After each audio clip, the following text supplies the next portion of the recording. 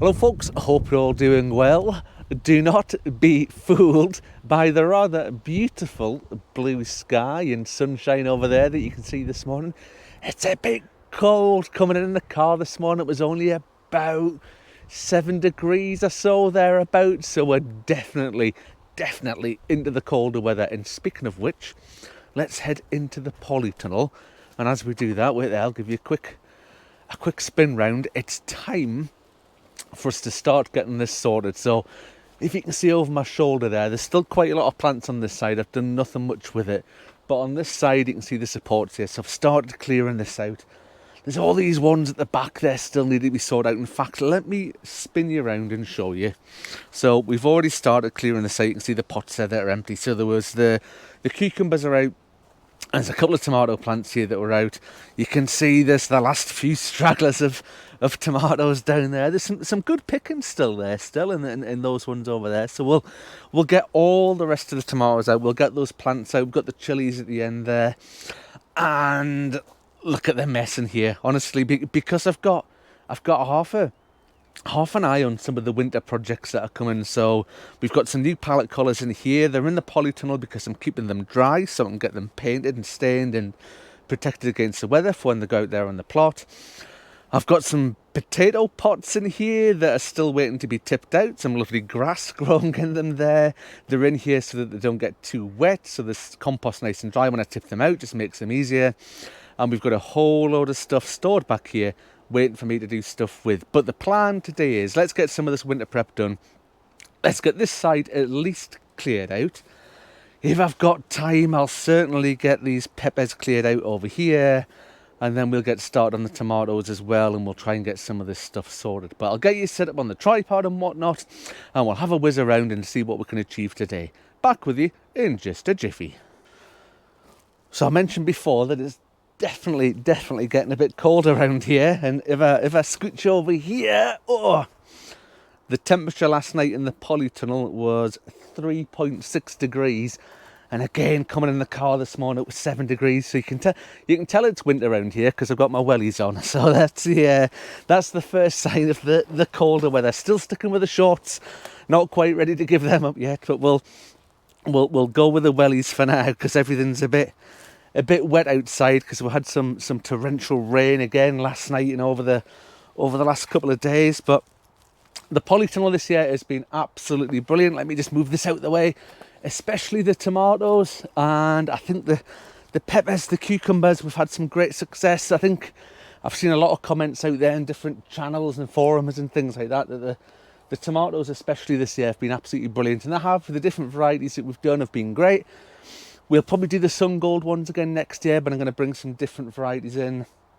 Crimson Crush on the fence with the large barred ball. They're going to do the journey, but yeah, loads of tidying to do in here.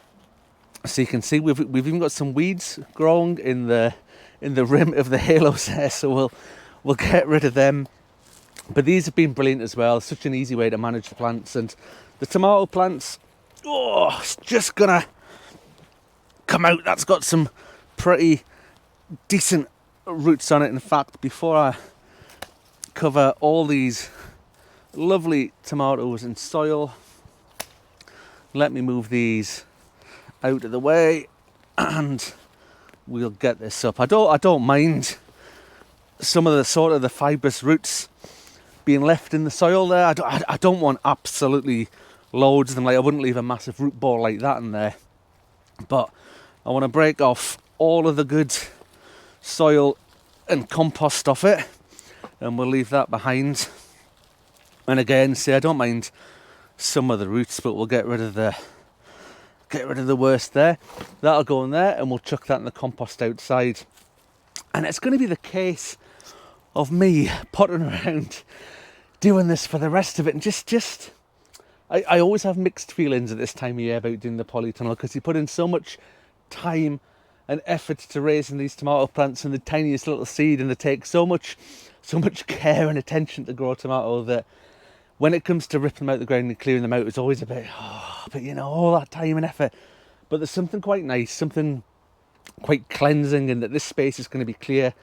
I don't have much of a plan yet, actually, as to what I'm going to do in here over the winter. Like I say, I've got a few projects planned that's going to take up some of the space. I mean, this is good compost, good soil in here that I might think about growing some stuff, and I might get some lettuce, some winter greens, some mustards and whatnot in here. That could be a bit of a plan. There's always the issue of watering, because I'm not here as much during the winter because when the weather's really, really rubbish. And saying that today, I'm literally, I mean, the time now I'm going to look at, I haven't got my watch on today, but I left the house about 20 minutes ago, and what was that? Maybe it's about 9:10, so about 9:30. And there's not a single person on this site, and there's over 200 plots around here, and there's not a single other person. I'm the only person here, and it's very much a trend, I think, over winter. You see loads of people disappearing, but I still come up here, still potter about. I've got loads of projects planned for over the winter. So if you actually want to see what we're doing over winter here, please think about subscribing. It's absolutely free. All you've got to do is click the little red button down below, and that's you subscribed, and you'll see what mess I can manage to create around here, and how, if anything grows in the polytunnel over winter. We'll see how that goes, but we'll see. That's one for another day. But anyway, enough of me waffling on. I'm going to crack on round here. I'm going to get at least this side sorted, and if there's time after that, we'll get on with that side, and I'll show you how it's going to look at the end and how we're getting on with things. Back with you in a jiffy.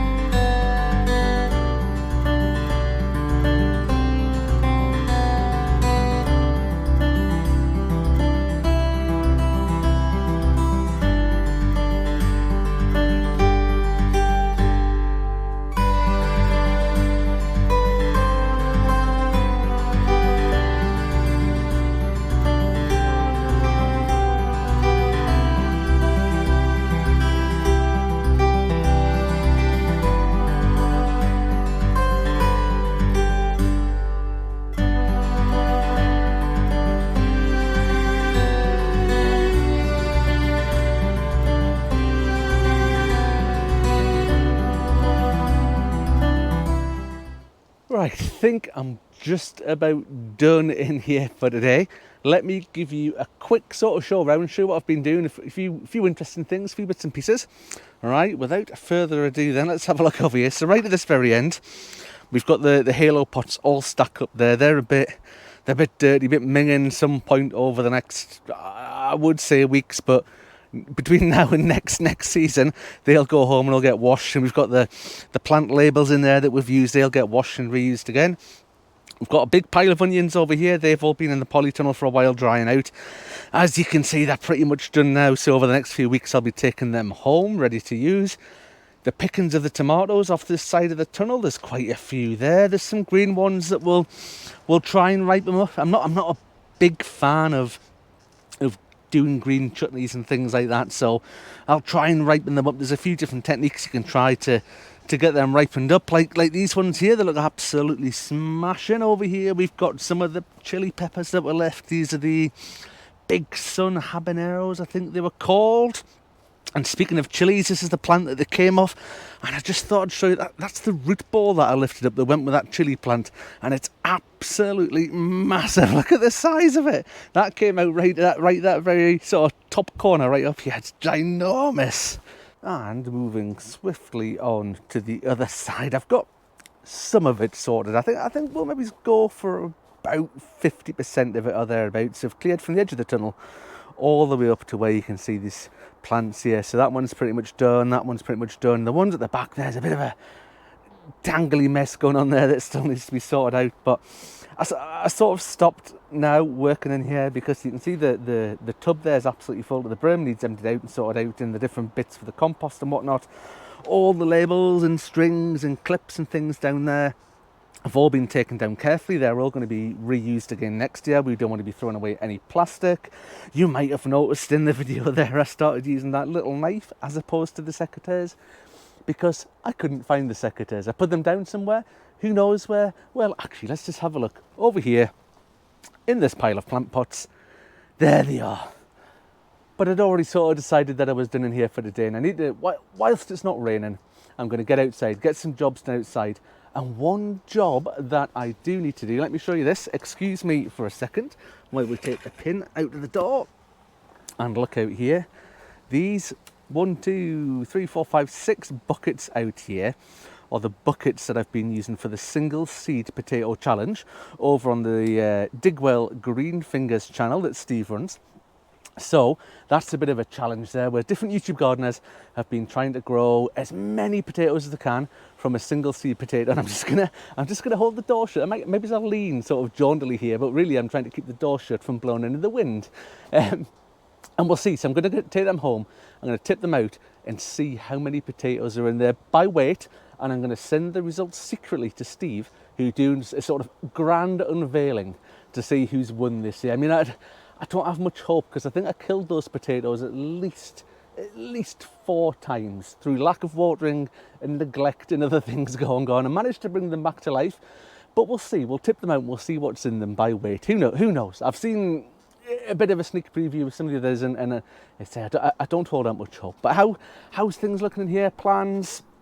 Moving on again, just sort of finishing up your plans. I'll probably put something in this side somewhere over the next few weeks to grow in here over the winter, because it's a bit of a wasted space. If I'm not using it, it's wasted. It needs to be done. There's good soil in there, needs a little bit of tidying still and sorting out. But the main project for in here over the winter is right at the very back there, so you can see where I've got all this mess over here. So the pavement slabs, sort of 2x2 patio slabs, they're going to form a path right along the back here. I've got a bench that's going to go in front of that door at the back there, a sort of wire rack thing that'll go over to the right hand side, and I can store all that mess and sort it all out. So it's just a lot easier to move around in here and not lose the secateurs, so you can get on doing the jobs that you need to do. Anyway, that is me done for today. Thank you very much for watching, folks, and I'll see you on the next one. Bye for now.